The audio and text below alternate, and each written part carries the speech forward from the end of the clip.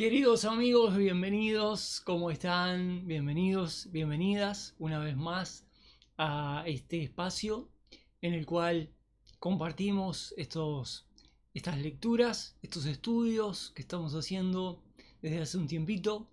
Estoy hoy acompañado por dos integrantes de esta familia. A mi izquierda, Carey Peludín, más conocida como Peludín, y a mi derecha, Pompón. Hermanas, hermanitas, se llevan muy bien, son muy buenas, muy recomendables. Esta gata Carey y esta gata Calicó que tengo acá son dos angelitos. Bueno amigos, amigas, estamos hoy para hacer Mateo. Bienvenidos una vez más. Voy a ser breve en la introducción porque tenemos un capítulo 12 súper cargado, muy importante, que podamos recorrerlo completamente, analizarlo y por este motivo voy a omitir hoy la introducción que solemos hacer. Así que bienvenidos al estudio de Mateo.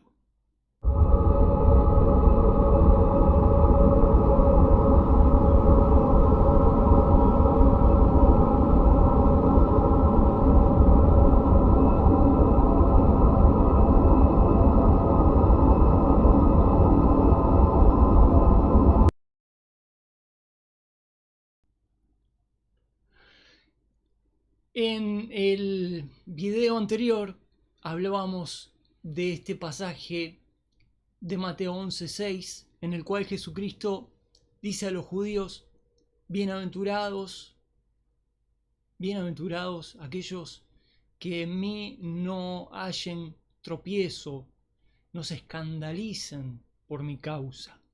Es una advertencia de lo más seria si tenemos en cuenta de que era el Mesías Rey profetizado durante siglos al pueblo de Israel, el que estaba presente entre ellos, y sus palabras, sus declaraciones, su forma de presentar el reino a Israel generó un escándalo. Yo lo denomino sin ningún titubeo, sin ningún lugar a dudas, lo denomino esto el escándalo judío. Es un escándalo que lleva 2000 años, que no va a terminar hasta que Cristo regrese en su segunda venida en gloria con su iglesia para reinar, y el pueblo de Israel entonces esté observando en las alturas cómo desciende su rey Mesías, profetizado, esperado, cuando esté en condiciones de ver propiamente a su Mesías por lo que su Mesías es realmente. Es un escándalo que ha marcado la historia, y es un escándalo que ha dejado una huella para el resto de la historia de la eternidad. En cuanto a la historia se refiere, me refiero a esta historia, la historia de la redención. Y casualmente, justo el video anterior hablábamos de Mateo 11, cuando Cristo, teniendo que lamentablemente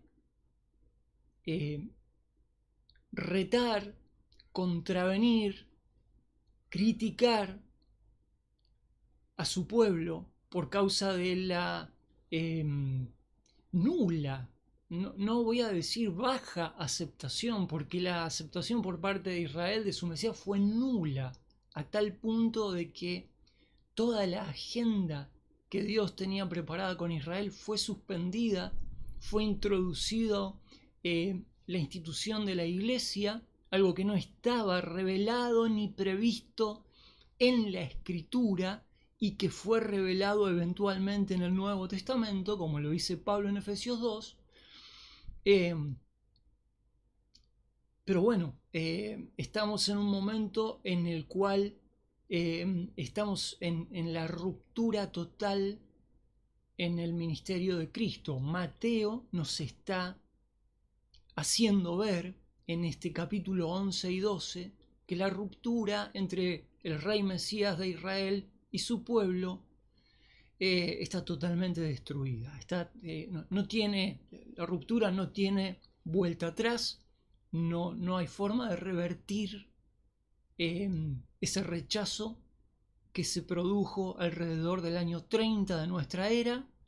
Esto hizo que la historia tomara un curso determinado y por este motivo hoy tenemos esta perspectiva desde el Nuevo Testamento en la que observamos las cosas que pasaron, las cosas que pasan y las cosas que van a pasar desde un punto de vista escatológico. Quiere decir, este problema, este precedente que se sienta en el comportamiento del pueblo de Israel al rechazar su Mesías, determina el curso actual de la historia y determina especialmente la perspectiva escatológica del Nuevo Testamento. Si este Israel ha rechazado a su Mesías decidió postergar todo el plan que tenía en cuanto a Israel, atender a los gentiles a través de una nueva institución que es la Iglesia.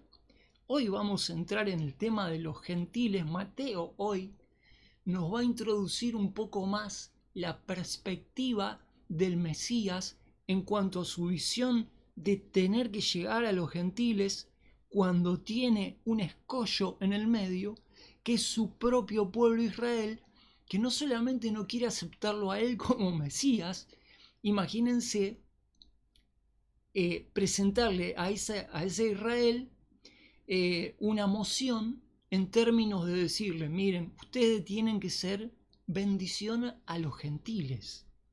Si ni siquiera lo escuchaban y hacían caso de los milagros, las señales, los prodigios que hacía Cristo, imagínense lo que hubiera sido, bueno, ya sabemos lo que fue, cuando se le plantea al pueblo judío que tenían que llevar el evangelio a los gentiles. La iglesia en Jerusalén tuvo una gran discusión entre sí cuando Pablo y Pedro plantearon esta cuestión. Hubo otro escándalo, fue ese. Ese fue otra parte del escándalo judío. Que Pablo fuera comisionado por Jesucristo a los gentiles, que los judíos cristianos en Jerusalén se enteraran de esto, que Pedro dudara, que los ancianos de la iglesia dudaran de qué es lo que estaba haciendo Pablo llevando el evangelio a los gentiles. Y esto, cuando Pablo lo presenta a la iglesia, genera un escándalo entre los judíos. No se podía entender cómo era eso. O sea, a ver, estos judíos estaban diciendo, hemos aceptado al rey Mesías, creemos que Cristo era el rey Mesías, cuando la mayor cantidad del pueblo judío no lo aceptó y nosotros hemos quedado rezagados, hemos sido aislados socialmente, y eso estamos en condiciones, podían decir los judíos cristianos, la iglesia primitiva podía decir, estamos en condiciones de aceptar que tenemos que llevar la carga que supone el habernos puesto del lado de Cristo, siendo que Cristo fue rechazado por nuestro pueblo judío. Ok. Ahora, que encima tengamos que ir a los gentiles, eso era extraordinario. Pero bueno, vamos a tratando de entender estas dinámicas que se dieron no solamente en el pueblo judío, sino también eventualmente en los convertidos judíos al cristianismo. La iglesia primitiva, con este problema que no sabía cómo lidiar, le costó décadas decantarse por el hecho de decir, no, sí, Cristo tiene razón, Pablo tiene razón, tenemos que llevar este evangelio a los gentiles porque así está escrito, dice el apóstol Pedro. Tardó mucho tiempo la iglesia judía cristiana en abrir su mente a la realidad de que tenían que llegar a los gentiles, y casualmente en Mateo 12, que nos toca hoy, lo vamos a ver. Yo no quiero que nos olvidemos de que la mejor forma de entender esto es ver a Mateo. Voy a ver si me hago alguna imagen para el próximo video que ilustre de alguna manera que Mateo está hablando con judíos. Cuando está hablando en su libro, en su evangelio, está hablando con judíos, discutiendo con judíos que no han creído en el Mesías. Esto se escribió en el evangelio de Mateo, según sabemos hasta ahora. Puede que haya sido más temprano, pero más o menos alrededor del año 60 se calcula que se escribió Mateo, antes de la destrucción del templo, ni hablar, no cabe duda. En el año 70 se destruye el templo en Jerusalén. Pero Mateo está escribiendo esto para una generación de judíos que todavía estaban discutiendo, generando este escándalo, a ver si el Mesías había llegado o no había llegado, si había muerto, si no había muerto, si había resucitado, si no había resucitado. Entonces estamos en esto. Voy a pasar al PDF. Aquí tenemos nuestro PDF. Y voy a releer. Como pueden ver, estamos aquí en... vamos a ver el capítulo 12 hoy, que es lo que se narra en capítulo 12, es la consumación, el rechazo del rey de una forma consumada, ¿no? Esto vamos a ver. Sin embargo, antes me gustaría recordar lo que leíamos en la última oportunidad, cuando Cristo, miren, les voy a mostrar, he agregado un PDF 2 donde ustedes pueden ver la Biblia. Y allí ustedes pueden ver la Biblia. Y habíamos estado en este pasaje, Mateo 11:21, donde Jesucristo, al regresar los discípulos y al ver tan mala campaña de difusión del reino, Jesucristo dice: ay de ti, Corazín, ay de ti, Betsaida, que eran pueblos cercanos a donde estaba Cristo, en Capernaum. Cuando Cristo se pronuncia, ¿no?, en cuanto a esto, y les dice: porque si en Tiro y en Sidón se hubieran hecho las maravillas, las señales, los prodigios, los milagros que habían hecho los apóstoles e incluso Jesucristo mismo, estos lugares gentiles se hubieran arrepentido, hace tiempo se hubieran arrepentido en saco y en ceniza. Otra traducción es silicio y ceniza, ¿no? De lo cual ya hablé en el video anterior. Pero os digo que será más tolerable el castigo en el día del juicio para Tiro y para Sidón que para vosotras. Y tú, Capernaum, que eres levantada hasta el cielo, tantas alabanzas tenían los judíos para Capernaum en esa época, hasta el infierno serás bajada, abatida, humillada. Porque si en los de Sodoma se hubieran hecho las maravillas que han sido hechas en ti, habrían quedado hasta el día de hoy.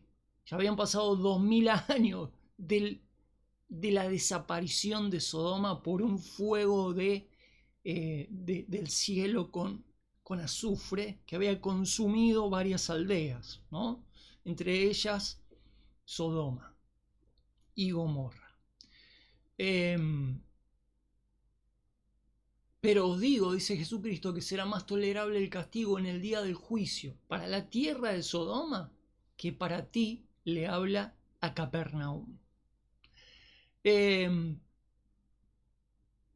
Y concluye el capítulo 11 hablando, haciendo este contraste cuando menciona a los niños, lo contrasta con aquellos que en este lugar serán, bueno, lo dice aquí, dice, en aquel tiempo respondió Jesús y dijo, te alabo Padre, Señor del cielo y de la tierra, porque escondiste estas cosas de los sabios, ¿no? Sabios y entendidos. ¿A qué se refiere con eso? Como se va a revelar en capítulo 13, el principio por el cual Dios cegó el entendimiento de los judíos fue simple y llanamente que Cristo ofrecía un anuncio claro, simple, explícito de lo que era la oferta del reino, y esto quedaba cerrado, no se entendía a aquellos judíos que eran soberbios, y Cristo dice, te alabo, Padre, porque la dinámica de revelación del reino a los judíos la escondiste de aquellos soberbios y la revelaste a los humildes, a los niños. Figuradamente esto significa a aquellas personas que tenían mansedumbre en su corazón y que por ser mansos y humildes de corazón eran candidatos a ser de alguna manera beneficiados por esta gracia. Y Cristo entonces contrasta a esta generación de sabios y entendidos. Ojo que no está hablando de gentiles. Ojo que no está hablando de gentiles.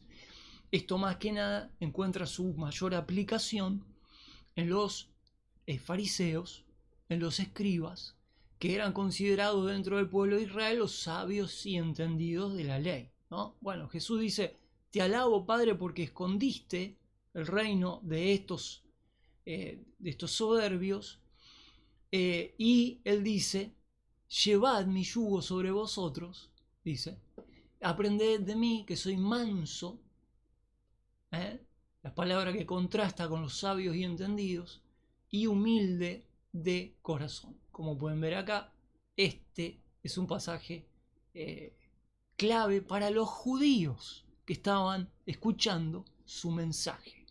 Hoy por hoy, esto se extiende a todo el mundo, es un mensaje universal, pero yo encuentro que este mensaje en su contexto tiene unas limitaciones que deberían observarse y estudiarse.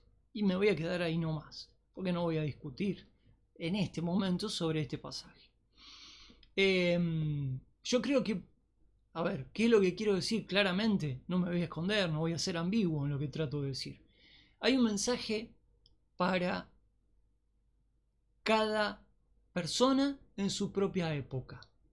Este mensaje fue dado para los judíos en la época de Cristo, y si uno quiere encontrar mensajes para predicar a las personas en el día de hoy, los va a encontrar perfectamente buscando en las epístolas de Pablo.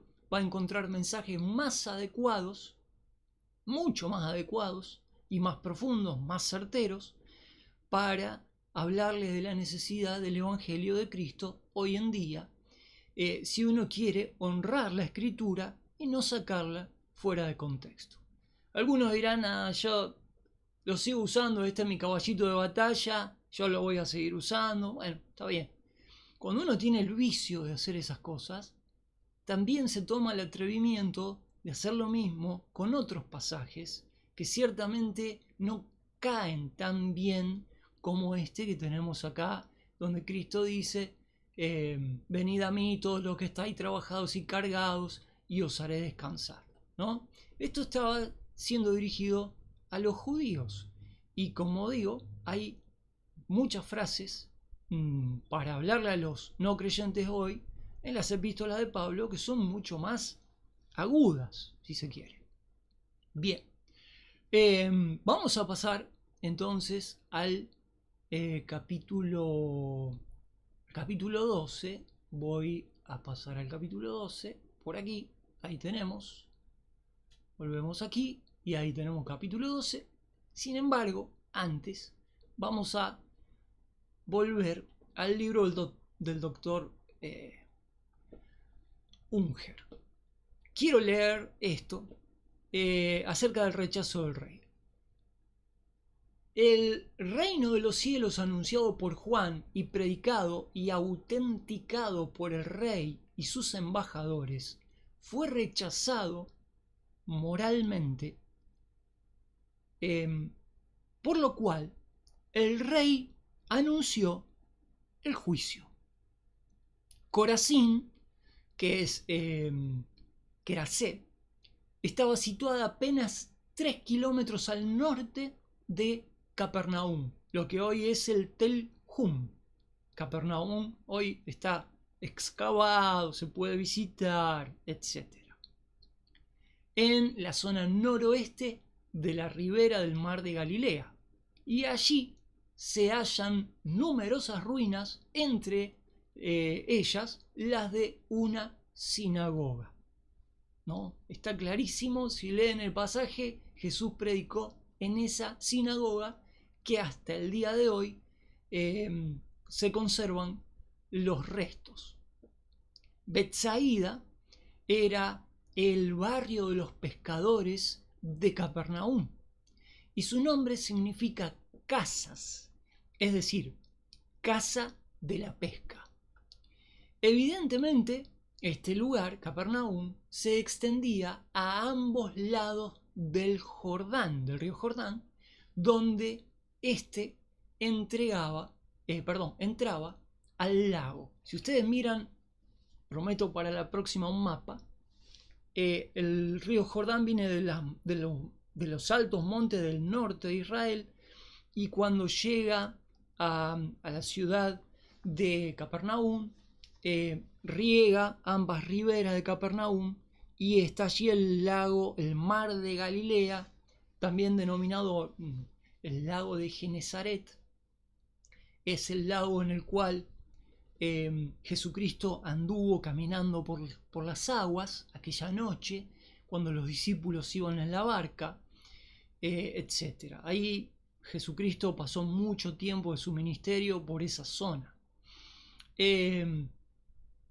Capernaum era la activa y populosa metrópoli de la región en la costa noroeste de Galilea.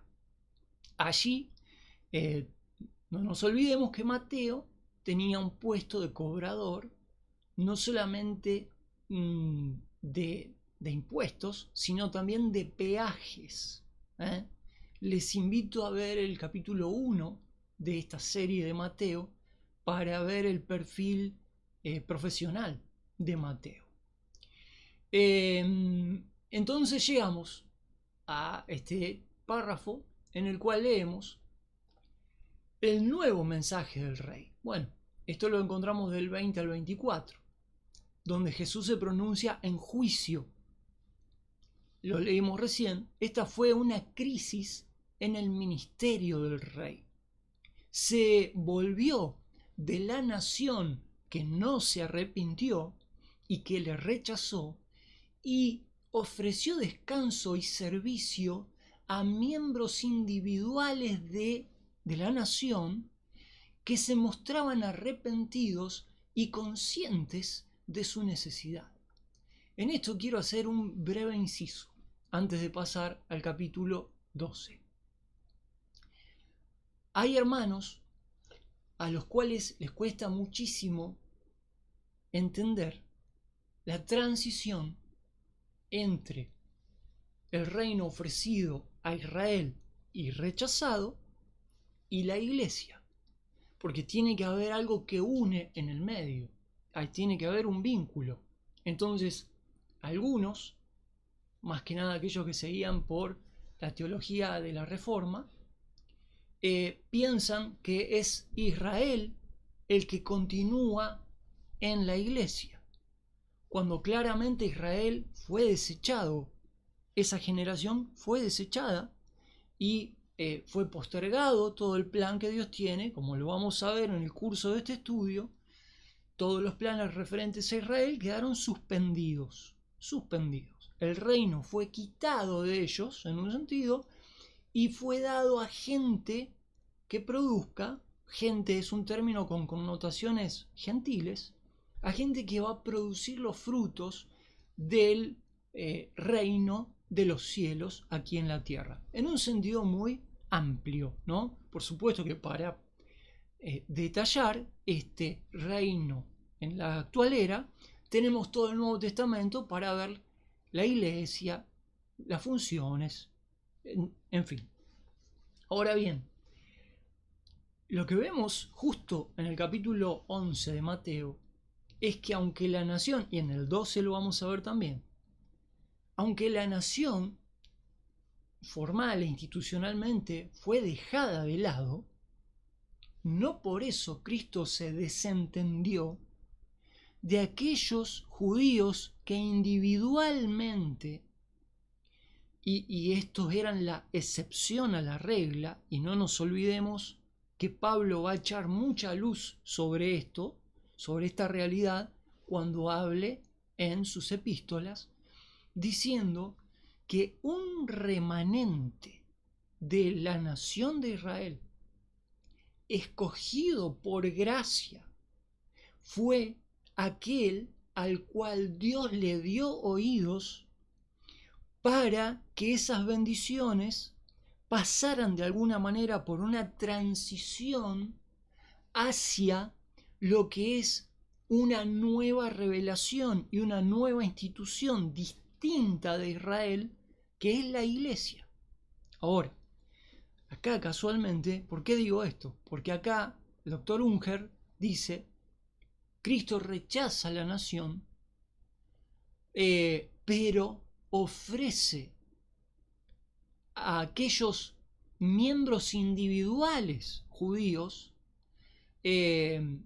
ofrece descanso y servicio a los miembros individuales de la nación judía que se mostrasen arrepentidos y conscientes de su necesidad de salvación. Estos eran los apóstoles. Incluso otros seguidores que no estaban junto con los apóstoles, que disentían incluso de Cristo en algunos términos, que disentían de los apóstoles. No era muy unánime el grupo de los seguidores de Cristo en la era inicial de la iglesia, y aún mientras que estaba Cristo. Vamos a entrar en detalle más adelante en esto. Entonces llegamos al capítulo 12. ¿Qué vamos a hablar en el capítulo 12? Bueno, el rey en su rechazo. Los sucesos se narran desde el versículo 1 al 21. Los sucesos de este capítulo giran alrededor del rechazo total del reino y señalan el punto de cambio decisivo en el Evangelio de Mateo. Sí, es verdad. Acá hay un quiebre total, radical y fundamental que nos narra Mateo. Yo creo que de hecho la frase más escandalosa, el versículo más cruel narrado en el Evangelio de Mateo, está en el capítulo 12. Y no me voy a adelantar, lo vamos a leer. Es una declaración terrible que leemos acá en el capítulo 12, que da cuenta de hasta qué punto el pueblo de Israel había rechazado a Cristo.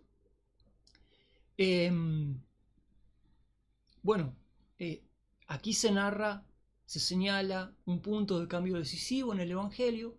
Ya no se predicó más a partir de este momento, no se predicó más el reino a Israel. El rechazo de los mensajeros del reino se vio en la acusación de los fariseos acerca de que profanaban el sábado, el sabbat.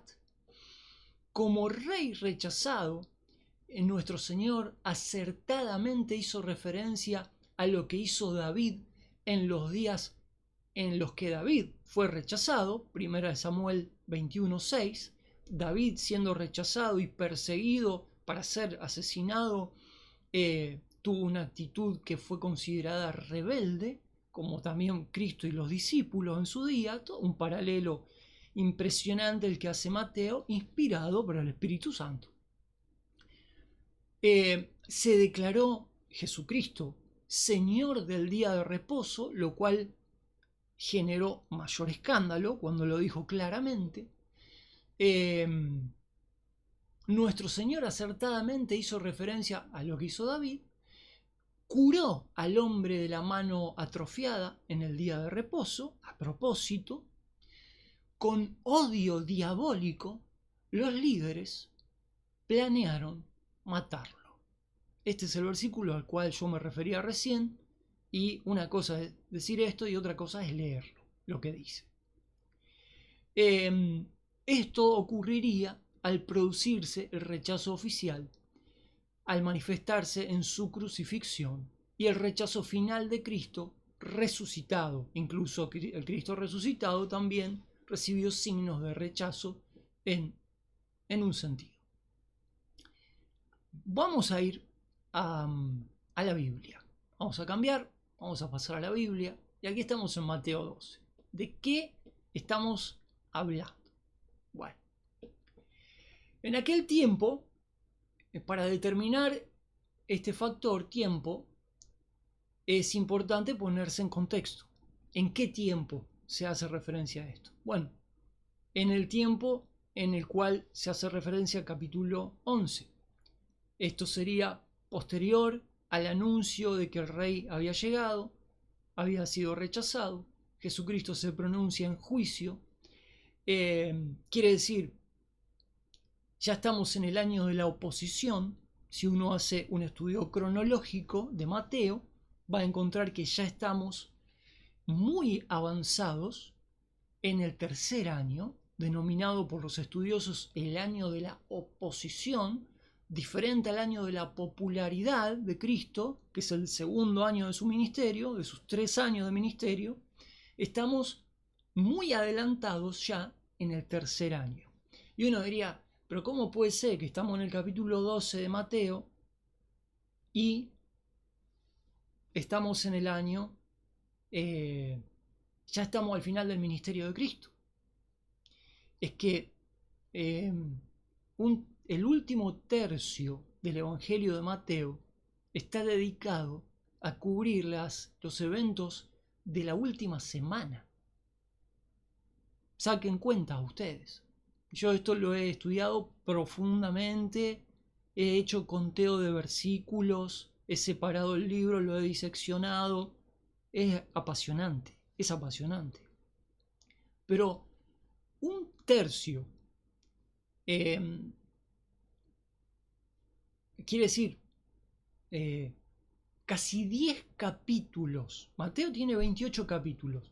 Vamos a decir, entre 9 y 10 capítulos de esos 28, entre 9 y 10 capítulos están dedicados a la última semana de vida de Cristo, cuando claramente, ya su ministerio había terminado, ciertamente. Entonces, en Mateo 12 estamos ya, si me apuran, yo les diría que estamos en los últimos meses de la vida de Cristo, en Mateo capítulo 12.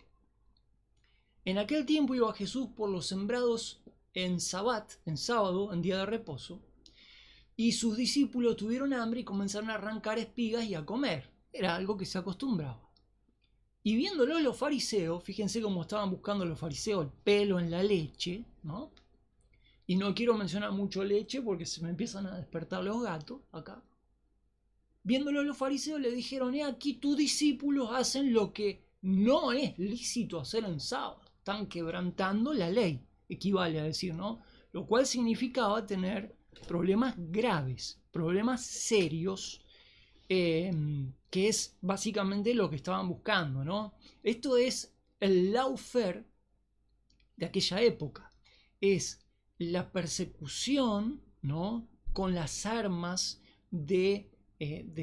con las armas legales, ¿no?, para, si fuera posible, condenar a Cristo y a sus discípulos a la muerte, apedrearlos, obviamente, ¿no? Esa era la forma de hacerlo. Hoy por ahí son más sutiles para hacerte, pero básicamente hoy se sigue haciendo lo mismo, ¿no? Es una persecución jurídica, una persecución por medio de la manipulación de las leyes para sacarte del medio porque estás molestando. Bueno, esto se dedicaban a hacer, esto es el lawfare, ¿no? Esto es el lawfare ejercido por los judíos fariseos de la época, que de hecho tenían bastante incidencia en el aparato político, y ni qué hablar religioso del gobierno de la época. Si bien estaban bajo las órdenes y el control del Imperio Romano, había una connivencia entre los fariseos, saduceos, herodianos, que regulaban todo tipo de peligros, ¿no?, sociales o levantamientos religiosos, etc. Entonces, los fariseos acá vienen en plan: te vamos a meter en cana y, si es posible, te vamos a lapidar, y te venimos a decir que están quebrantando la ley. Tus discípulos, o sea, esto significa que Cristo era responsable mayormente porque los discípulos seguían las órdenes o las enseñanzas de Cristo. Tus discípulos están quebrantando la ley. Era una acusación grave.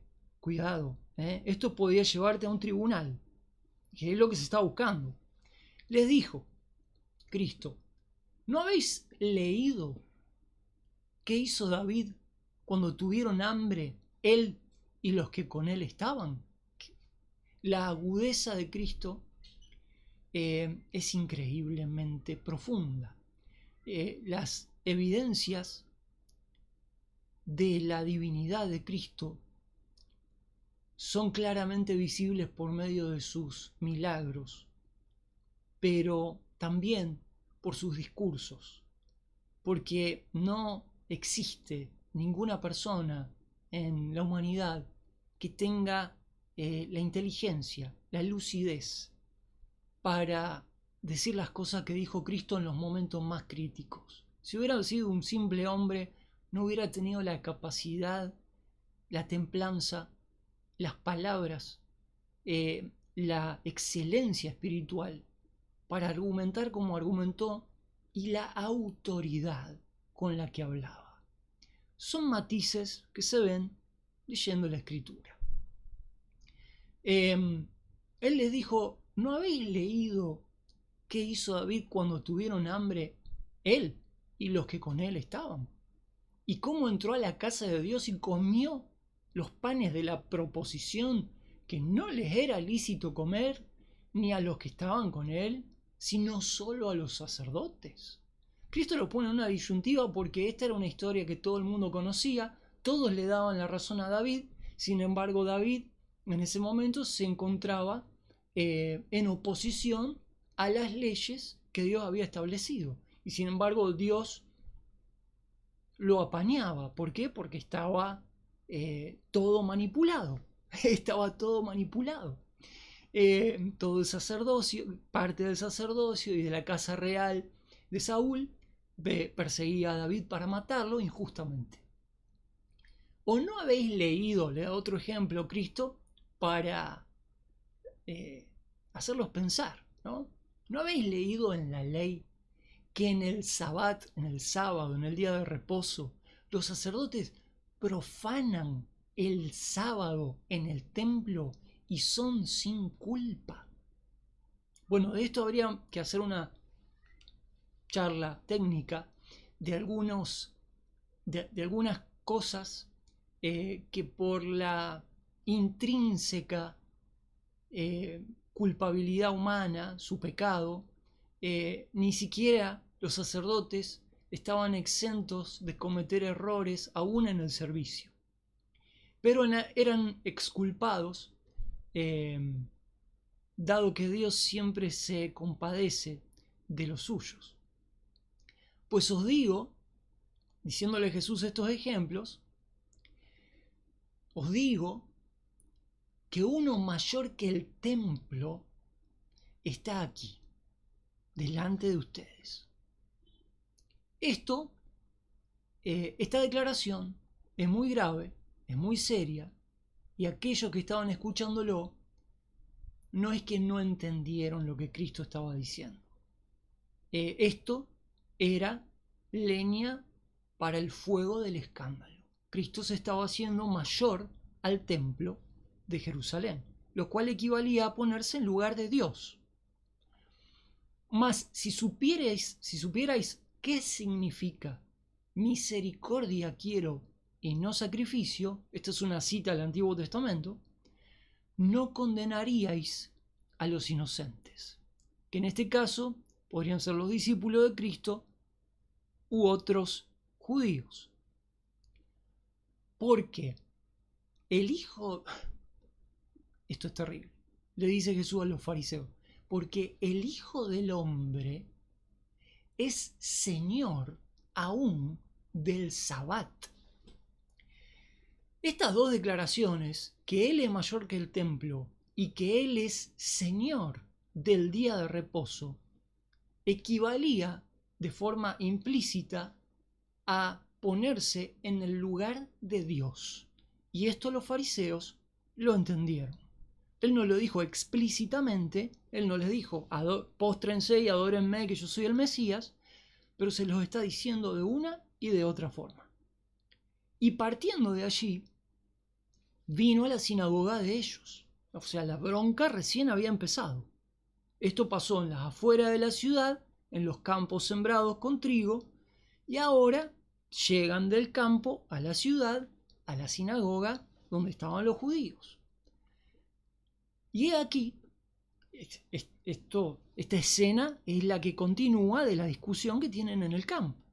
He aquí, había allí un hombre que tenía una mano seca, y para poder acusarlo, le preguntaron diciendo, ¿se dan cuenta esta guerra legal que le estaban haciendo a Cristo? Le preguntaron diciendo, ¿es lícito curar en Sabbat? Pregunta que le hacen, ¿no? Y él les dijo, ¿qué hombre habrá de vosotros que tenga una oveja y si cayere ésta en un hoyo en sábado, en Sabbat, día de reposo, no le eche mano y la saque? Pues, ¿cuánto más vale un hombre que una oveja? Así que, si ustedes me preguntan, yo les contesto. Es lícito hacer bien en los sábados, los sabbats, los días de reposo, dentro de la cultura judía. Entonces, consecuentemente, ¿qué hizo Cristo? Dijo a aquel hombre, extiende tu mano. Y él la extendió. Y le fue restaurada sana como la otra. Escuchen esto. Y saliendo los fariseos, saliendo de la sinagoga, consultaron, quiere decir, se reunieron en privado, consultaron contra él para destruirlo. Si ustedes leen la Reina Valera 60, dice, tomaron consejo para matarle a partir de este momento, ¿no? Esto, por supuesto, hay que seguir la secuencia lógica. Estos fariseos volvieron a Jerusalén, en Jerusalén se reunieron con el sumo sacerdote, Anás, Caifás, habrán tenido sus reuniones, discusiones, cómo iban a hacer. De eso después sale lo de Judas, ¿no? Ya estaba el servicio de inteligencia, estaban a full viendo cómo lo podían hacer caer. La idea era hacerlo caer en una trampa. Consultaron para matarlo. Ningún versículo de todo el libro de Mateo es más explícito que este en cuanto a cómo los fariseos y después se agrega los judíos ¿Se acuerdan los judíos al pie de la cruz diciendo, mirá, ahí está, ese que decía que esto, que el otro, que aquello? Si él Mesías, que se baje de la cruz. No se puede salvar él mismo, que va a ser Mesías. Terrible. Versículo 15. Mas sabiéndolo Jesús, sabiendo que había una trama en la que conspiraban para matarle, se apartó de allí. Netamente, claramente, no solamente es el tercer año, el año de la oposición, sino finales de su ministerio. Se apartó de allí y lo siguieron grandes multitudes y sanaba a todos. Pero tengan en cuenta que se apartó del foco en el cual los fariseos le hacían un seguimiento más de cerca. Y fíjense cómo estaría el horno. No estaba para bollos el horno, que el versículo 16 dice, y él les mandaba, les encargaba rigurosamente que no lo descubrieran, porque claro, les ponían acechanzas por todos lados para impedirle su ministerio, que debía ser cumplido hasta el fin. Para que se cumpliera lo que fue dicho por el profeta Isaías, que dijo, he aquí mi siervo. Esto lo agrega Mateo para legitimar a Cristo como el Mesías en todas sus facetas, en su comportamiento delante de Israel. He aquí mi siervo, el cual he escogido, mi amado, en el cual se agrada mi alma, pondré mi espíritu sobre él y anunciará juicio a los gentiles. Este juicio no debe interpretarse como una cuestión negativa. Hay una mejor traducción que es justicia. Justicia. Mi ungido, anunciará justicia a los gentiles. Y aquí aparece una expresión que Mateo debe haberse ganado el odio de muchos judíos en la década del 60 cuando escribió esto y lo hizo circular. Mateo está diciendo que el plan de Dios a través del Mesías era llegar con justicia a los gentiles, lo cual era una cuestión disruptiva para la mente judía. Si ya de por sí el judío que leía el Evangelio de Mateo rechazaba, no todos, pero muchos, rechazaban los argumentos de Mateo cuando Mateo quiere legitimar a Cristo como Mesías Rey de Israel, imagínense llegados al punto en el cual Mateo introduce de manera nada sutil que el plan, como siempre había sido desde el Antiguo Testamento, era que la nación judía fuera un canal de bendición a los gentiles. Esto es muy explícito. No contenderá, decía la Escritura en el Antiguo Testamento, no contenderá, no va a pelear. Cristo no lo vemos peleando sus 3 años, regañando a la gente porque no creía. Al contrario, dijo, te alabo, Padre, porque vos escondiste esta cosa de los sabios y se la revelaste a los humildes. No contenderá, no levantará la voz. Nadie oirá su voz en las calles en el sentido de un Mesías que venía con voz de juicio, ¿no? Condenando a su pueblo, no, para nada. Y usa 2 ilustraciones, 2 hermosos cuadros simbólicos para hablar, en lo que yo interpreto, para hablar de la debilidad. Viene hablando del Mesías, de su persona, de su mansedumbre, y ahora lo tipifica, lo representa. Dice, no quebrará la caña cascada.